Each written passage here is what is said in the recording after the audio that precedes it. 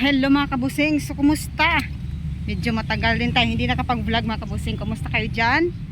So welcome back again to my channel. So medyo pasensya gid, matagal yung ano natin video kasi inaasikaso ko pa kasi yung ano yung sa YouTube payments ko kasi kailangan ng ano tawag nito yung kailangan yung address mga kabusing. So kaya hindi ako maka-update kaagad. Hindi ako maka-upload. Marami busy ako ngayon. So for today's video mga kabusing, bigyan ko kayo ng update sa mga multi-cab na mga na-convert na mga kabusing. Last time is nagko-convert pa lang sila. So ngayon bibigyan ko kayo ng update kung ano na ang ilan na yung mga natapos sa ating mga multi-cab na unit mga kabusing. Marami nang nasold, hindi pa na-convert, marami nang nasold mga kabusing. So tara, samahan nyo ako sa update mga kabusing. And by the way, kung hindi ka pa nakapag-subscribe, please subscribe to my channel and comment down below kung ano mga unit ang hinahanap nyo mga kabusing. So tara, samahan nyo ako mga kabusing.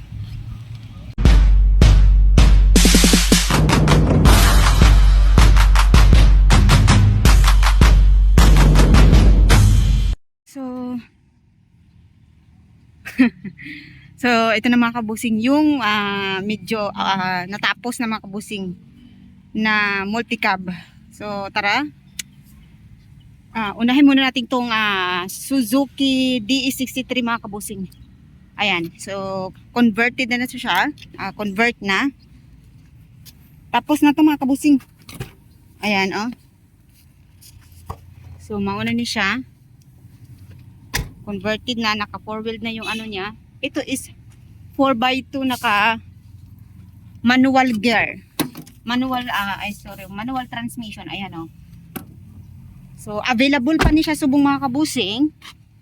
And then ang price is only 140 as is with registration mga kabusing.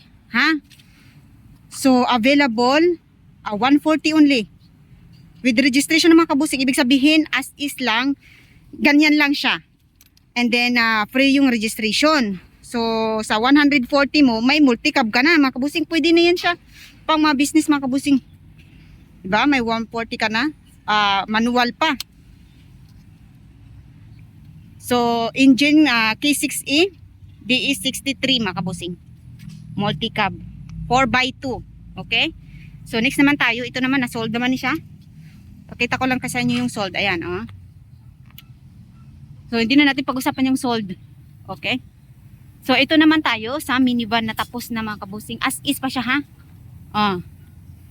Minivan DE64V 4x2. So ito yung itsura na dito sa loob. Ayan, converted na siya. Ayan. Kita niyo yung dashboard niya. Diba? As is pa siya. Kaya ganito yung itsura niya. Dito tayo sa likod. Ayan. So high ceiling siya mga kabusing. Ayan. Ito yung backside seat. Ayan. DE64B mga kabusing. Suzuki minivan mga kabusing. So price niya, ayan, nakalaga na yung price. 150 pesos only mga kabusing, as is na with registration. So ibig sabihin pag nakuha niyo to ganitong itsura, so 150 only. Then with registration na. With registration na siya. So kung gusto niyo ipapintalan, gusto niyo iparikon mga kabusing, so additional na siya. Iba na yung price niya. So pag ganyan lang, 150, di ba? Barato na kaayo mga kabusing, ganyan lang, pwede niyo papintalan. Tapos may free pang registration. Okay? So ulitin ko yung location natin dito Unharo Coastal Road, Iloilo. Mandacho Auto Trading. Dito yung conversion area namin mga kabusing. Kumustahin natin ang update sa mga unit.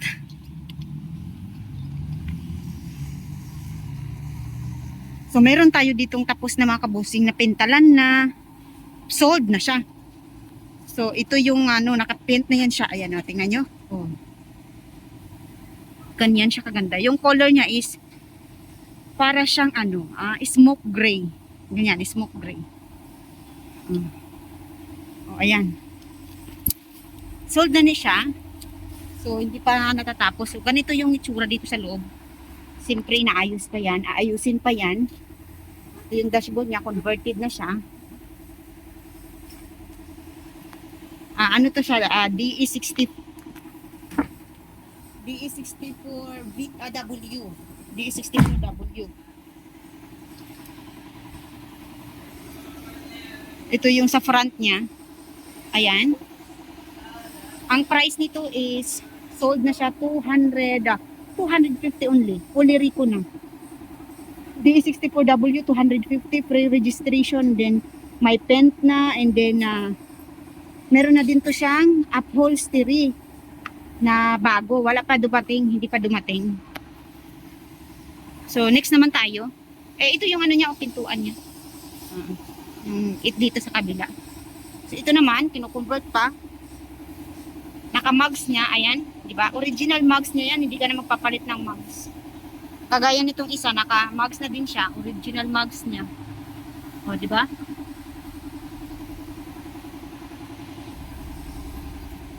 So, ito naman yung isa, available pa ni siya, available pa subong. So, start na yung painting nila kasi na-convert naman. DE64W din ni siya. Ang ganda ng mugs niya, oh. So, for fully recon yung price is 270. Pero kung cash, negotiable 250, pwede rin yatag. Barato na kayo. Nandito rin yung natin, yung mga L. Dito rin pinipintalan. So, marami tayong available na 10 feet. Hindi pa tapos mapintalan. Nandito pa sa painting area. Ito, may color green tayo. Double tire din. Original from Japan, mga kabusing. So, maglibot-libot muna tayo dito. Kasi mamaya po, mabisi na naman ako. Marami na naman akong gagawin. So, ito naman, mga kabusing. May available tayo ditong single tire. Single tire na Isuzu for GG2, yung best seller natin. Available pa siya subong. Mga ilang araw lang tumatapos ang paint, sold na naman to. O, ayan, 10 feet ang haba. For GG2. Ayan. Diba? Maganda yung chassis niya, original chassis. Then we have here, ito yung engine niya, original engine for GG2. Ulitin ko, available pa ni siya. Ang price nito, torsion type, Isuzu for GG2 is 550, mga kabusing. But negotiable price siya. Depende cash. Lalo na kung i-cash. Ha? Single tire. Para sa mga taga Iloilo dyan, oh. Available pa ni subong. White ang color. Fully recon price 550. And then may aranata new upholstery. Pre-registration. So dito naman tayo. Ito marami pa tayong ma-available dito na unit. Ito DE64V, available din high siding. As is price same, 150,000 with registration, ha. So ito pa, available din to siya. So I think mga 6 pa yung available dito. Yung iba sold na. So ito naman siya, hindi pa naka-convert. Ayan. Oh. Wala pa yung niya. Nandito pa. Hindi pa tapos i-convert. So, ito pa yung isa. So, mauna ni sa available pa to siya. So, with mugs din, mga kabusing. DE64W. Hindi pa tapos. Kino-convert pa. Ito naman ang tapos na, mga kabusing. So, ipakita ko sa inyo yung finished product niya. Ayan. Sold na ni. Ito na yung lahat. Natapos na nila i-convert. So, tingnan natin yung itsura niya sa loob. O, di ba? Window type. So, Kita nyo naman. Okay na, nakafix na yung dashboard niya. Pero need pa rin siya ayusin. So ito yung upholstery niya mga kabusing. Naka-upholstery na din yung ceiling. Ayan. So ito yung dito yung sa likod. Wala pa yung dalawang chair. Di pa tapos itahiin.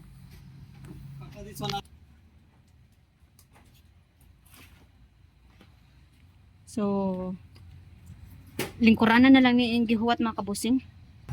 With aircon to siya. With aircon. O, tingnan nyo, may bulsa pa siya, o, di ba? So, ganito yung itsura niya pagtapos na. Parang hindi lang siya naka-convert. Ito dito, mayroon pa yan siya. Napolsterihan pa para mas maganda. O, di ba? So, mauna siyang finish product. Depende na lang sa inyo kung anong color yung gusto nyo. So, ito na din yung fully finished na. So, ito na yung finished product. Sold na ni siya mga kabusing na Scrum type DD51. So, tingnan natin dito sa loob. Ito yung mga update niya. Oh, ito na. Ito yung update mga kabusing.